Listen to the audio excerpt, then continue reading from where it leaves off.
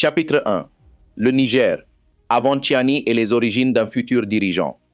Pendant des décennies, son nom était presque inconnu du grand public. Il était un militaire discret, un homme de l'ombre chargé de protéger le pouvoir en place. Pourtant, en quelques heures seulement, son destin allait changer et il allait devenir l'un des hommes les plus puissants du Niger. Comment un simple officier de l'armée nigérienne est-il devenu le chef du pays? Comment un commandant chargé de protéger le président est-il passé de gardien du palais présidentiel à dirigeant d'une nation entière? Pour comprendre l'histoire d'Abdourahmane Tchiani, il faut revenir aux origines de son parcours. Nous sommes dans les années 1960, une période historique pour le Niger. Après plusieurs décennies de colonisation française, le pays obtient son indépendance le 3 août 1960.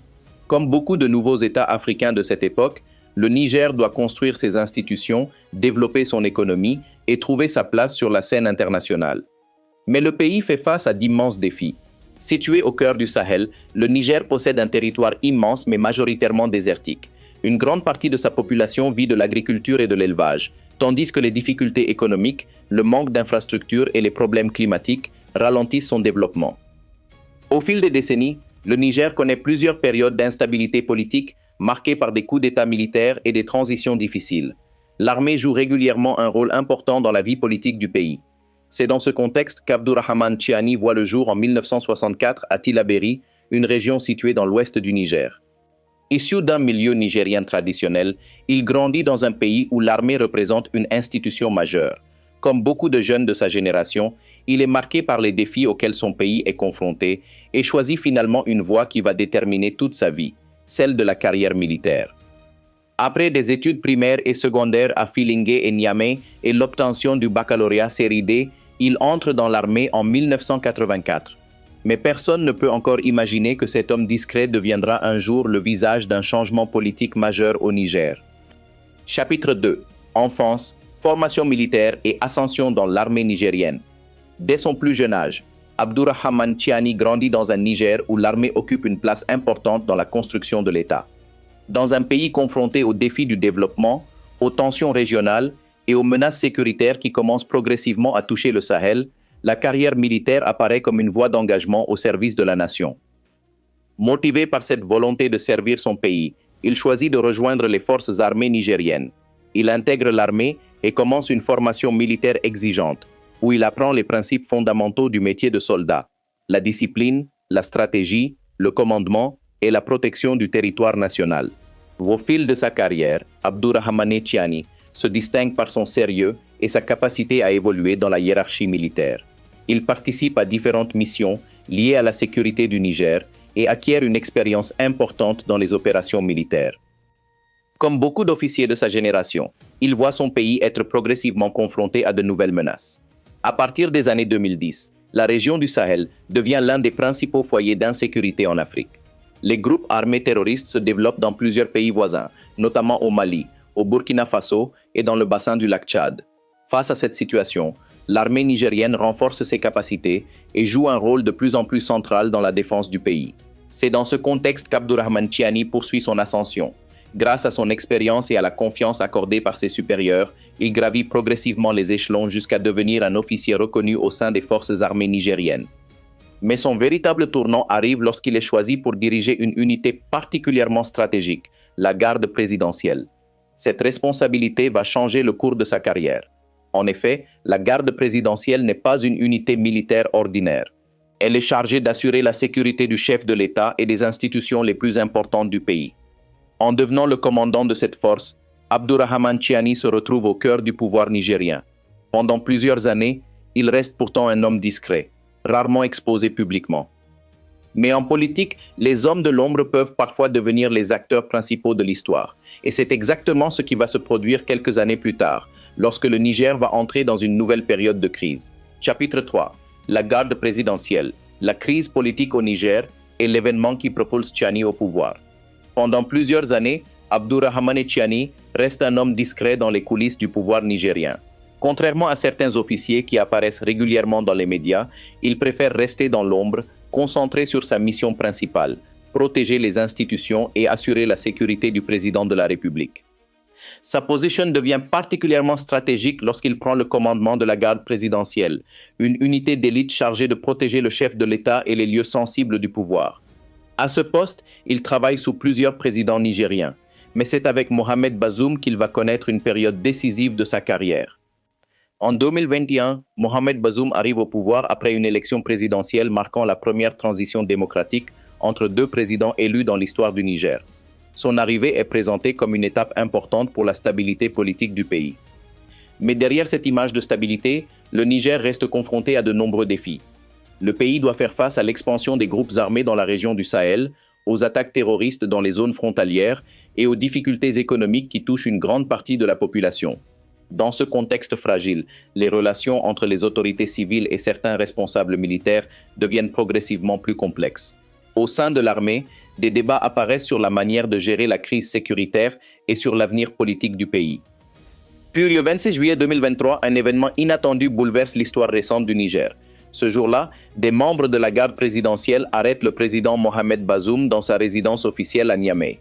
Pendant plusieurs heures, la situation reste confuse. Le pays découvre alors que les militaires ont pris le contrôle du pouvoir. Au début, Abdourahmane Tchiani n'est pas immédiatement présenté comme le nouveau dirigeant, mais rapidement, son nom apparaît au centre de la crise.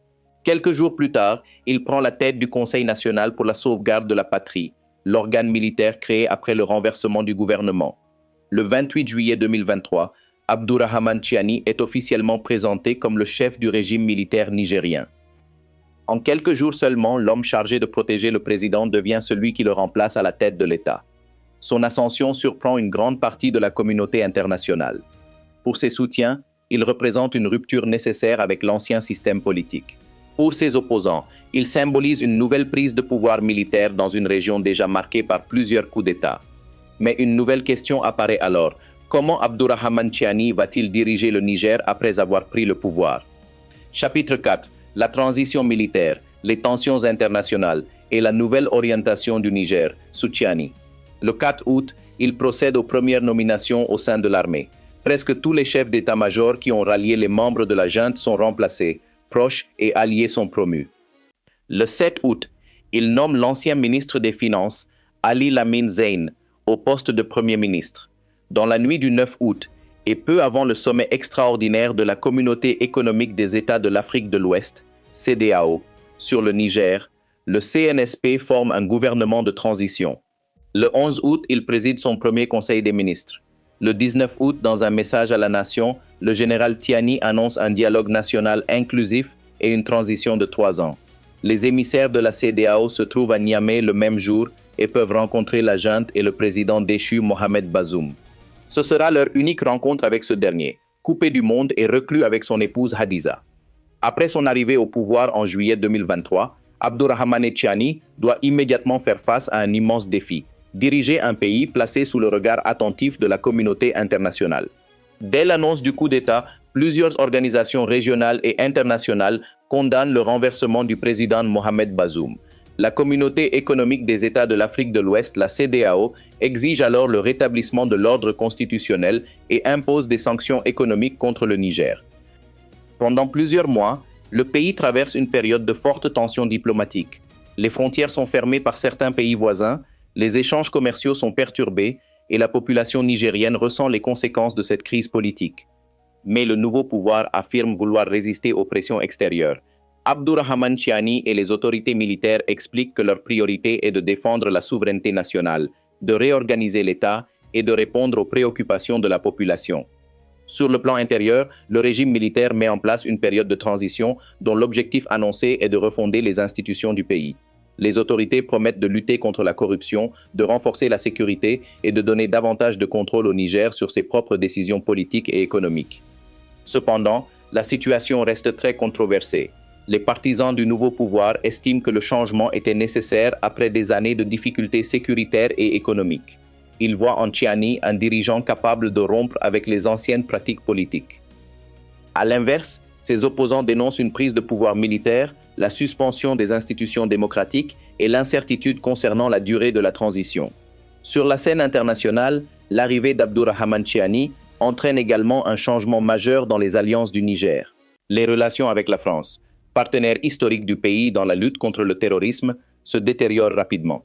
Les forces françaises quittent progressivement le territoire nigérien après la décision des nouvelles autorités de mettre fin aux accords militaires existants.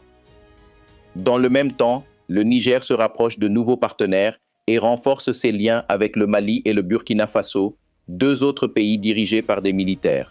Ensemble, ils créent l'Alliance des États du Sahel, une organisation destinée à renforcer leur coopération en matière de défense et de politique commune. En quelques mois seulement, Abdourahmane Tiani transforme donc profondément la position du Niger, aussi bien à l'intérieur du pays que dans ses relations avec le reste du monde. Des assises de la refondation ont lieu du 15 au 18 février 2025. Elle propose de nommer Tiani président de la République pour une période de 5 ans, renouvelable, et lui octroie le grade de général d'armée. De même, elles adoptent une charte de la refondation et proposent de dissoudre les partis politiques. Il est investi le 26 mars en présence de l'ancien président Mahamadou Issoufou, ainsi que des représentants de l'Alliance des États du Sahel, s'octroie le grade de général d'armée, promulgue la charte constitutionnelle et dissout tous les partis politiques. Mais alors que la transition se poursuit, une question demeure. Quel sera l'héritage d'Abdourahmane Tiani dans l'histoire du Niger? Chapitre 5. Bilan. Critique. Avenir du Niger. Sous Tiani et conclusion. Depuis son arrivée au pouvoir, Abdourahmane Tiani est devenu l'une des figures les plus importantes, mais aussi les plus controversées de la politique africaine contemporaine.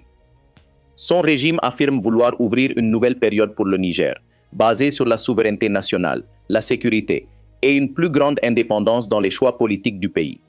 Les autorités mettent en avant la nécessité de reprendre le contrôle des décisions nationales et de mettre fin à ce qu'elles considèrent comme une trop forte dépendance envers certains partenaires étrangers. Sur le plan sécuritaire, la lutte contre les groupes armés reste l'un des principaux défis du gouvernement. Le Niger occupe une position stratégique dans une région marquée par l'expansion des mouvements djihadistes. La question de la sécurité demeure donc au centre des priorités du pouvoir militaire.